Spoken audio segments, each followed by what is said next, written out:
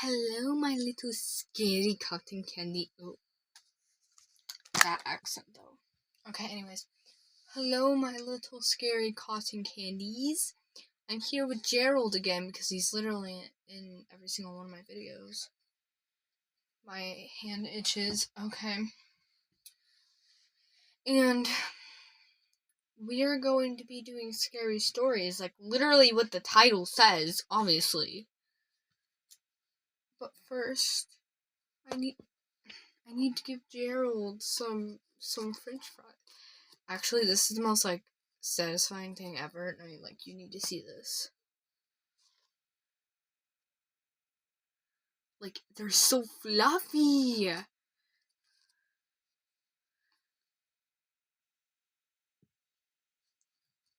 I just want to eat it so bad.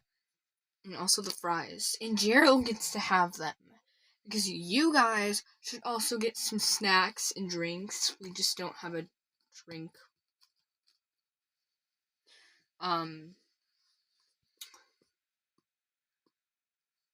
Avocado.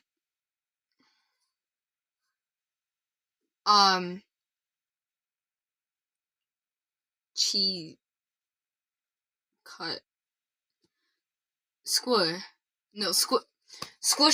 We just don't have a drink squishy. Sorry. I don't know why I said avocado at first.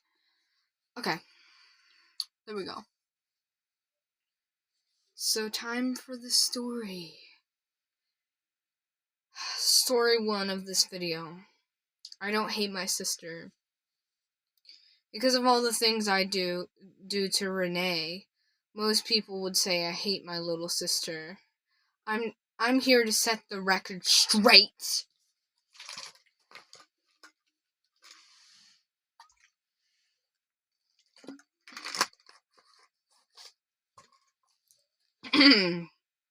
Gotta get my water to kind of give me some energy. I didn't let Renee's cat out the back door because I hate her. Muffins is fine. I've been feeding him behind the shed. I didn't flush Renee's medication before she takes them because I hate her. I was pretty panicked when I thought the toilet was going to clog, though. Why'd you put her medication down the toilet, then?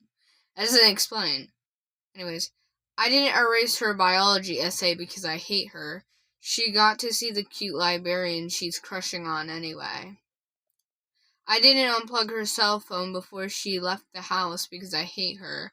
I unplugged it so that Mom and Dad wouldn't be able to call her. I didn't use the faulty outlet in the living room because I hate Renee. I really don't hate my sister.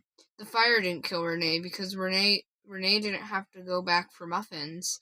Renee wasn't sleeping due to her medicine. Renee was at the library doing her report. I didn't let our Mom and Dad die because I hate my little sister. I did it so that she wouldn't end up buried in the garden. Oh, that is actually crazy. That's actually really good, not gonna lie. What do you have to say about it? Yeah, it was so cool. Okay, why am I being so cringe again? Anyway. 7. AITA for buying my tomboy daughter a girly birthday gift. I know how it sounds. Please hear me out before you pass judgment. I have one kid, 10F, which means she has a daughter that's 10 years old, who I love dearly, but she's not a very girly girl. She likes Legos, roughhousing, clothes from the boys section. You know what? I like hoodies from the boys section. Deal with it. I'm not a tomboy, though. Stuff like that. So I figured I'd get her something different for her birthday to steer her in the right direction. Excuse me? Are you saying that your daughter can't be a tomboy? I settled on a music box. Pastel pink in color with a pretty ballerina inside that twirls to the music when you wind it up. I know those. I thought she might be inspired to wear jewelry if she had somewhere to put it.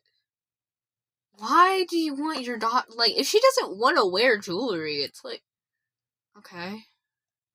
I wrapped it up in a box topped with a big in all capital letters, big back bow.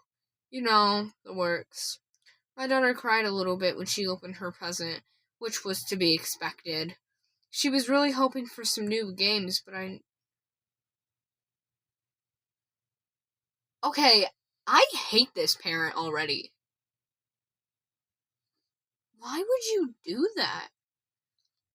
When I knew this was the right choice for her, she begged me to return it, complaining, and I quote, a horrible feeling like my soul is being sucked out. Dang, girl. Every time I twisted the key to play the song, make the ballerina dance, fun girly stuff. I ignored her dramatics and played the tune for her each night. Eventually, she came to like it enough to stop hiding it from me. She even started sleeping with it right next to her bed. Though, of course, my little tomboy denied that. I was happy. She was happy. I was all good until my daughter started playing the damn thing over and over again just to make a point. Of course, she acted like she was innocent, insisting it wasn't her. That there was something wrong with the box. I know she's doing this in hopes that I'll exchange the box for something less girly, but I've told her time and time again that I do not negotiate with terrorists, so she isn't going to get her way by acting immature. I was set on ignoring her tactics, but what's happened since then it is the final straw. She won't stop playing the damn song. Now, I like a cute little melody as much as the next gal, but she's had it going 24/7 since yesterday. I took the key out of the back thinking it'd fix it, but I'm certain she rigged it because it won't stop. Last night I woke up to the song and found my daughter up way past her bedtime, dancing along to the song in the pink tutu I bought her years ago. She wouldn't even respond to her name, no matter how much I yelled. I know she's trying to give me what I want, to the point that I realize the girly daughter I want wouldn't even be her anymore. And truth be told, I get it now. She doesn't feel like my daughter anymore, and I miss her. But, as I said, I refuse to respond to this type of behavior. AITA here? What is AITA?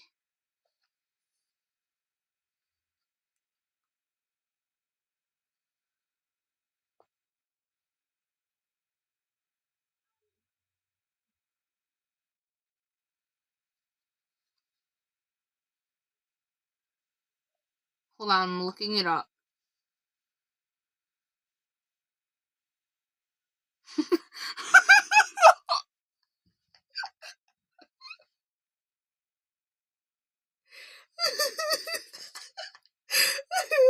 I didn't even realize it standing for that. Well, honestly, if I had to be honest,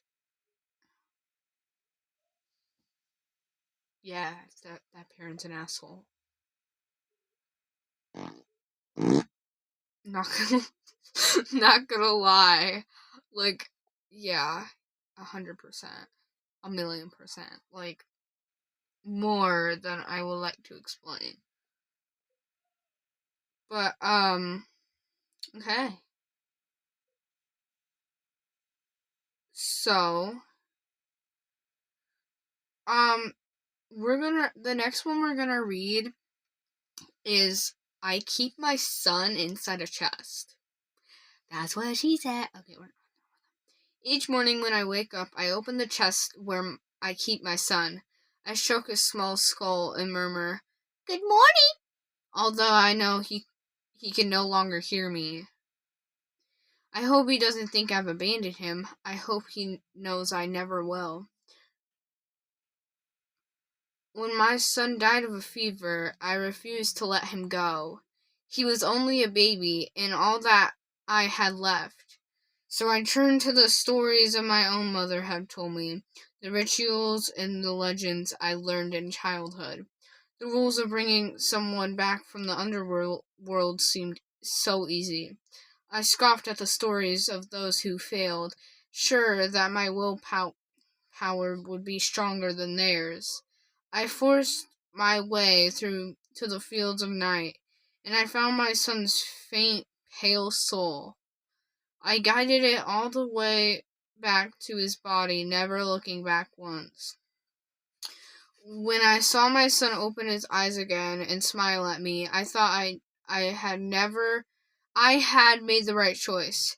He laughed, he ran, he played just as he had before.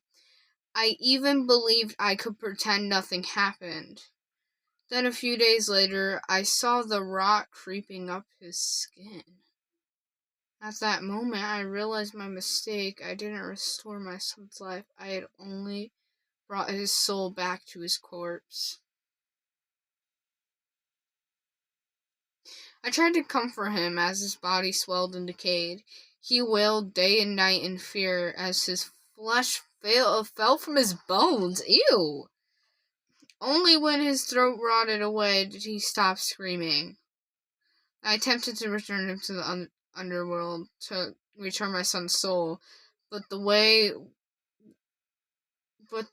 would not open to me again. I cheated death, and my punishment was to keep what I stole. When his ligaments finally broke down, I gathered his bones and placed them in the antique chest I inherited from my mother. Only the best would do for my son. Sometimes my son's bones lie still inside the chest for hours, even days, and I dare to hope that his soul found its way back to where it belongs. But sooner or later, his bones always begin to rattle again, and I know he's still alive. Once, all I wanted was to have my son here with me, but now I would give anything for him to die. Why do you want your son gone so bad? Oh my God, you're a monster! Anyways, that was actually kind of crazy.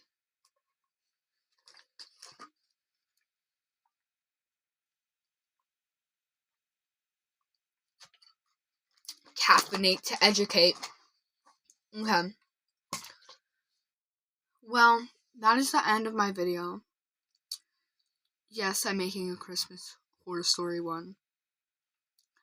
And then after the Christmas horror story, I'm gonna go to bed for the night. So yeah. Bye, my pretty people.